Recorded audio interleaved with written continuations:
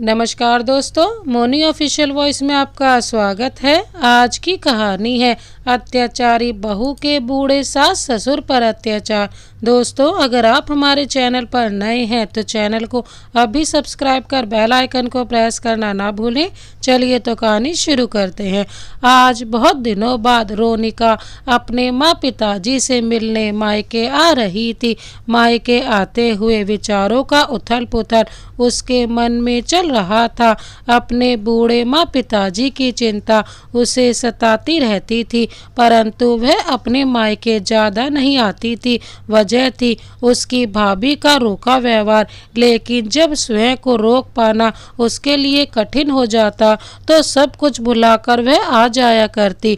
रोनिका का मायका ससुराल से सिर्फ 1 घंटे की दूरी पर था।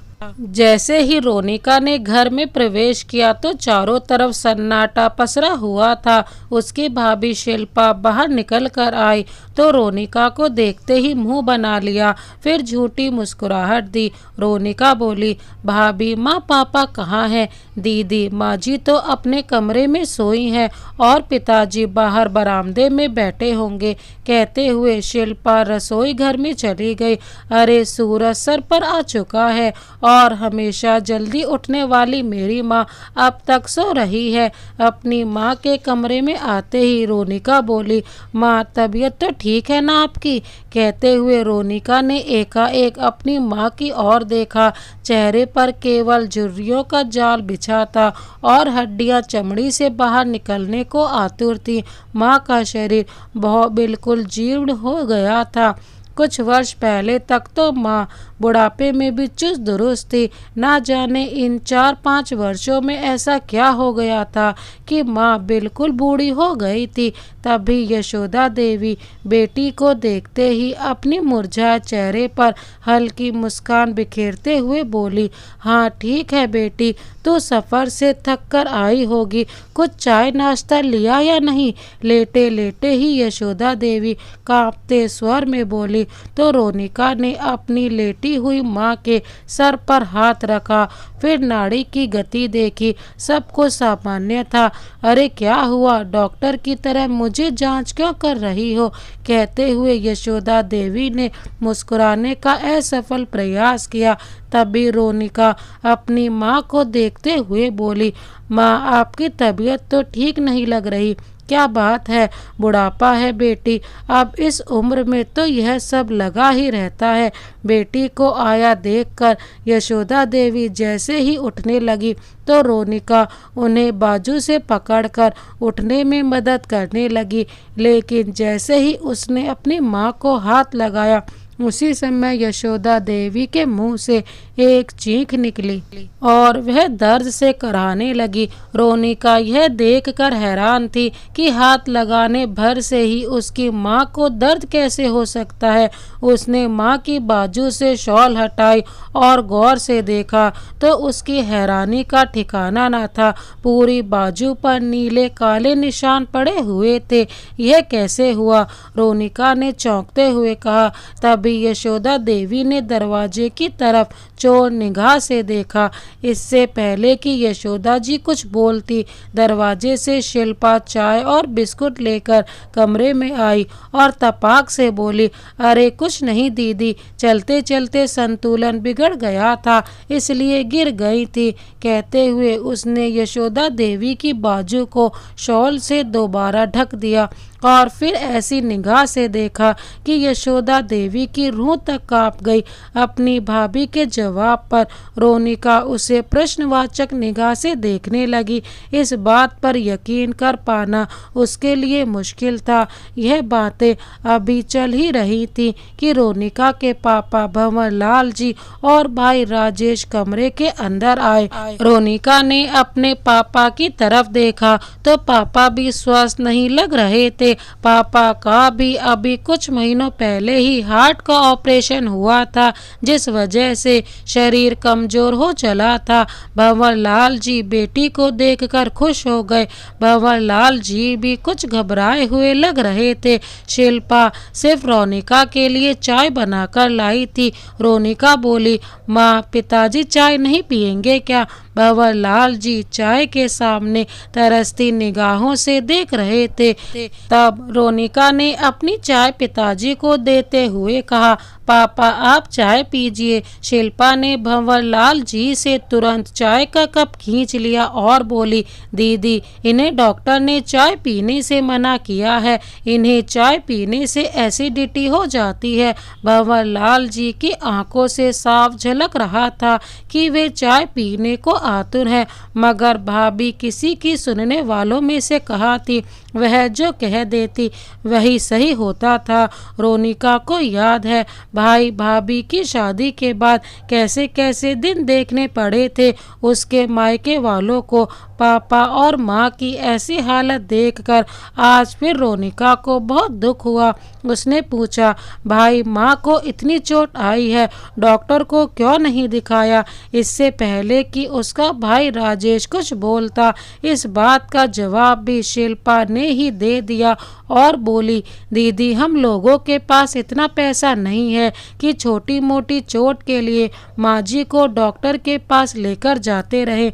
नोटों की बोरियां तो आपके ससुराल में भरी पड़ी हैं, मायके में नहीं। हमें अपना घर का खर्च भी देखना होता है और ऊपर से आए दिन कोई ना कोई मेहमान भी आया रहता है। आप लोगों का क्या है, सास ससुर की पेंशन आ रही है, पति की सरकारी नौकरी है और 1-2 साल में आपके बेटे की भी अच्छी खासी नौकरी लग ही जाएगी। भाभी की यह बातें सुनते ही रोनिका का मन कड़वाहट से भर उठा। चाय की प्याली उसके हाथ में थी, लेकिन अब उसे पीना भी जहर पीने बराबर लग रहा था।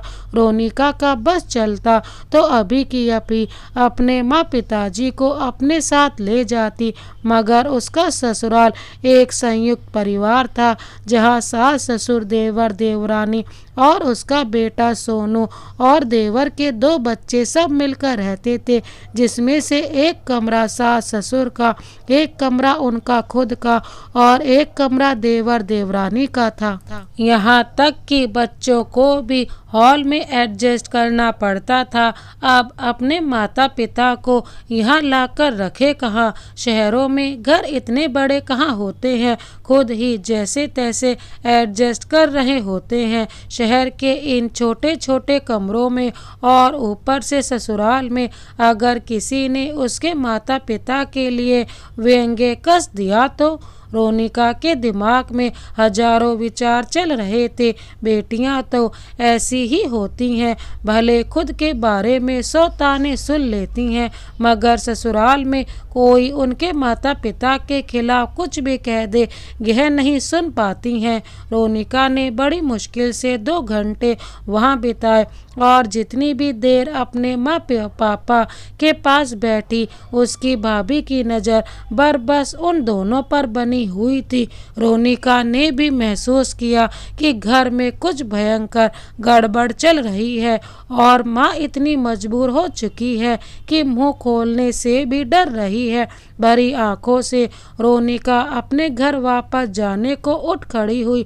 थोड़ी देर बाद रोनिका अपने भाई राजेश को फोन कर बोली, एक बात बोलूं भाई, मुझे नहीं लगता कि माँ को वह चोट गिरने से लगी है। मुझे शक है कि बात कुछ और ही है और माँ किसी डर के कारण कुछ भी बताने से घबरा रही है। तुम्हारी पत्नी के व्यवहार से तो सब भली भांति परिचित हैं। रोनिका की बात सुनकर राजेश चेहरा बिगाड़ते हुए बोला, दीदी अब आप बात का बतंगड़ मत बनाइए। पहले ही बड़ी मुश्किल से जिंदगी पटरी पर आई है, पहले ही सास बहू के झगड़े के कारण मैंने बहुत कुछ झेला है।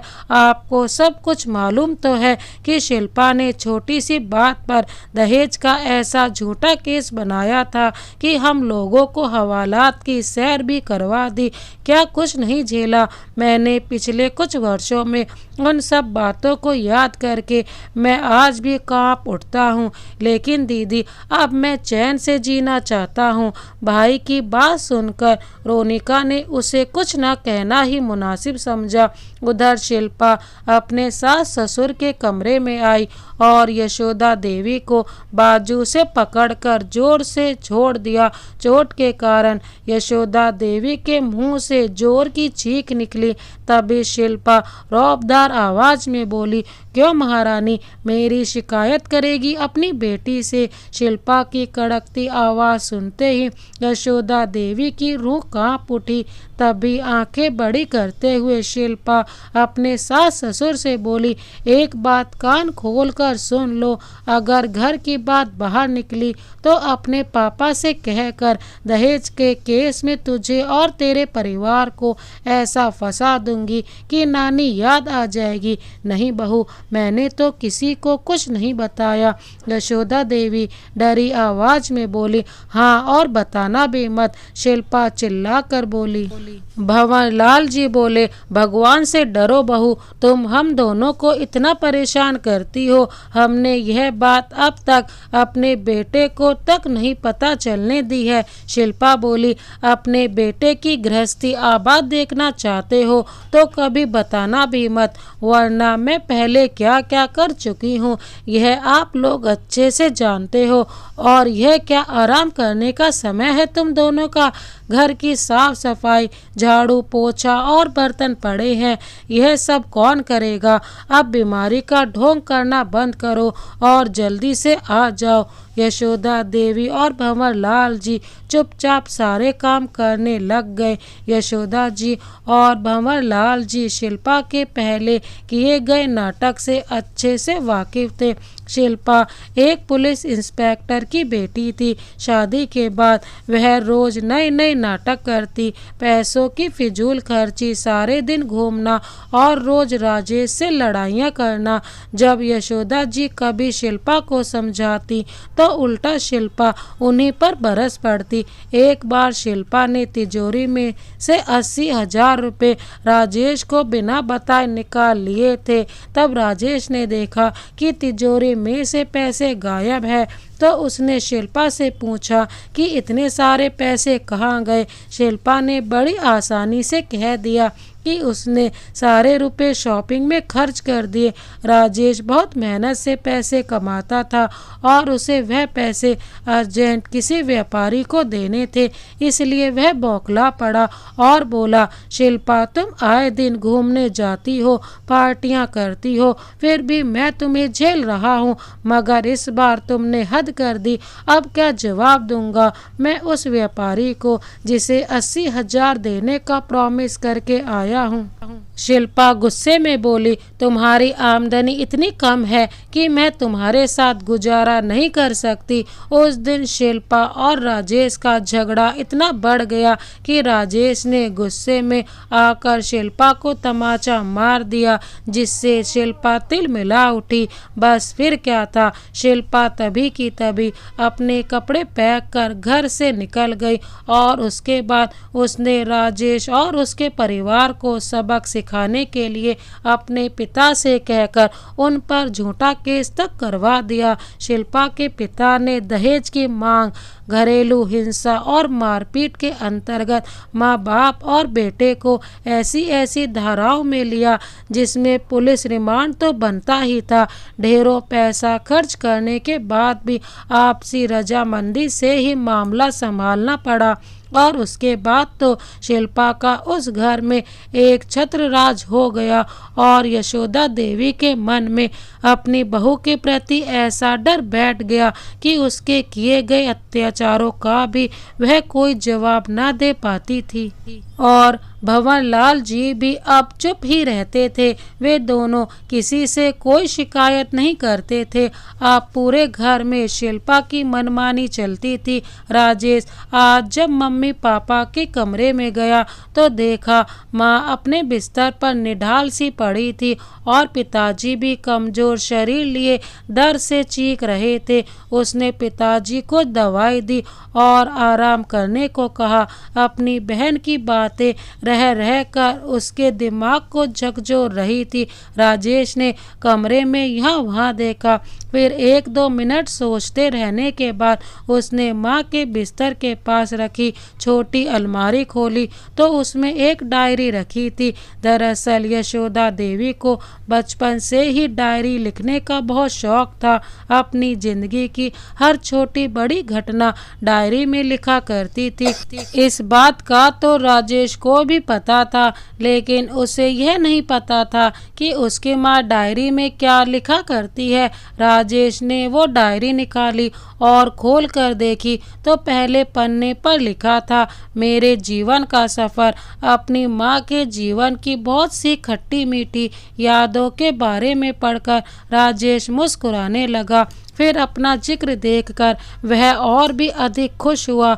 आज मेरे बेटे राजेश की शादी का दिन है, लेकिन उसके आंखों से आंसू बहने लगे। आगे आने वाले पन्नों पर यशोदा जी ने बहू द्वारा उन पर किए गए हर एक अत्याचार का उल्लेख किया हुआ था, जिसे पढ़कर राजेश के रोंगटे खड़े हो गए और आंखों से अश्रुधारा बहने लगी।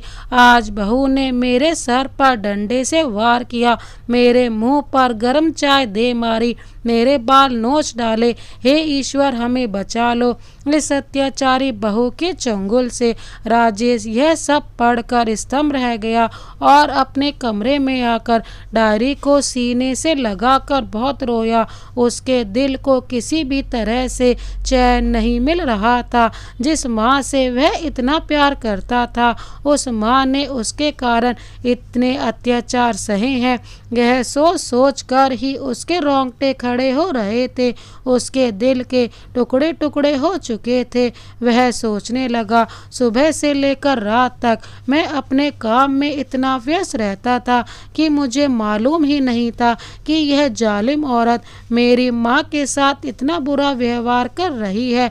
तभी बाहर से गेट खुलने की आवाज़ आई। शिल्पा के आने की आहट सुनकर उसने डायरी को छिपाया और फिर अपने आंसू साफ करके जैसे तैसे स्वयं को संयत किया। उसका एक दिल तो किया कि अभी जाकर इस औरत का गला दबा दूं, लेकिन उसने समझदारी से काम लेना ही उचित समझा।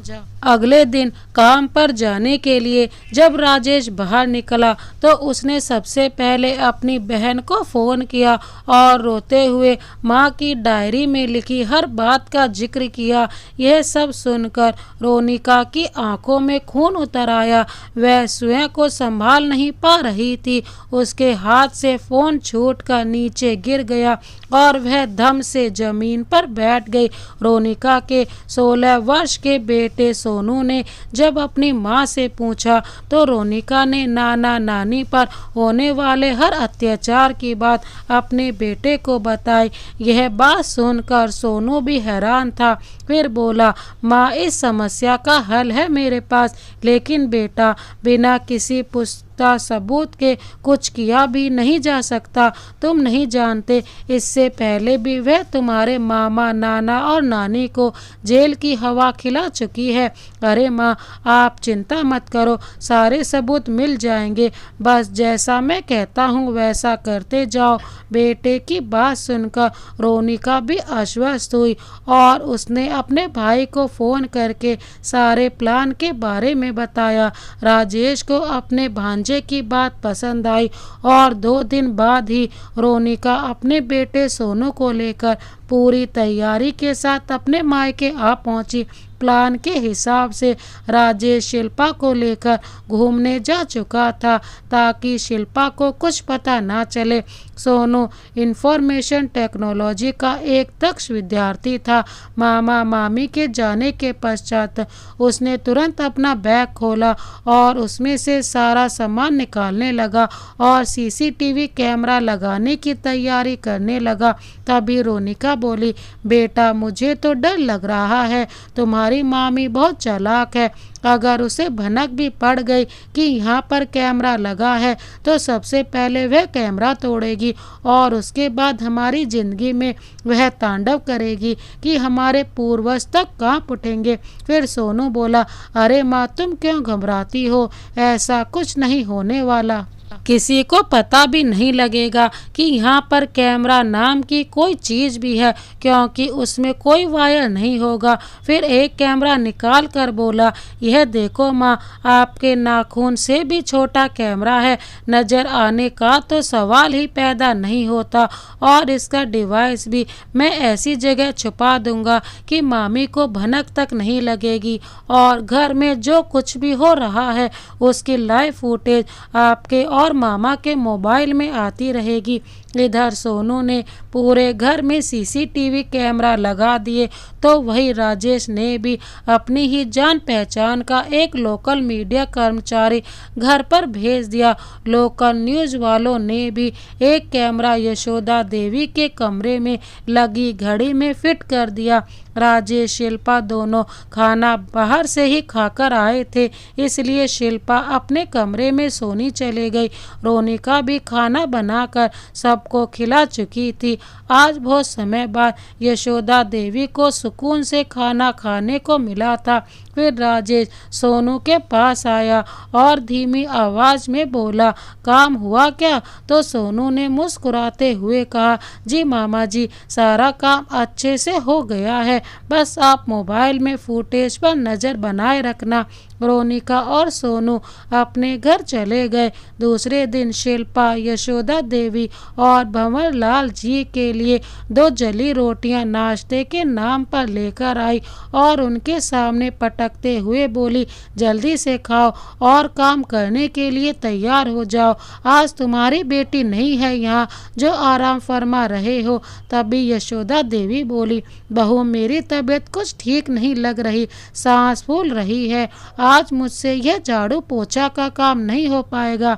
इतना कहने की देर थी कि शिल्पा गुस्से में बोली, अच्छा अभी आपकी तबीयत ठीक करती हूँ। उसने नाश्ते की प्लेट उठाकर एक तरफ फेंका और उन्हें बालों से पकड़कर खींचते हुए जमीन पर दे पटका और फिर बेलन लेकर आ गई।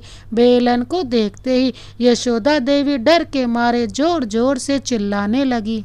भंवर लाल जी भी बहू के सामने हाथ जोड़ रहे थे कि मेरी पत्नी पर रहम कर, मगर शिल्पा का गुस्सा 7वें आसमान पर पहुंच गया। बेलन को एक तरफ फेंकते हुए बोली, आज एक बार ही काम किए देती हूँ, यह रोज रोज का झंझट ही खत्म। ऐसा कहते हुए अपना दुपट्टा गले से निकालकर यशोदा देवी की गर्दन के चारों ओर लपेटने लगी। तभी खुद को छुड़ाने की कोशिश करती हुई यशोदा देवी बोली, रोज रोज का झंझट तो अब खत्म हो ही जाएगा। तेरी हर बात, हर करतूत कैमरे में रिकॉर्ड हो रही है, जितना जुल्म कर सकती है कर ले, अब तेरे पाप का घड़ा भर चुका है। यशोदा देवी के इतना कहने पर शिल्पा की आंखें फटी की फटी रह गई। क्या कहा? कैमरा?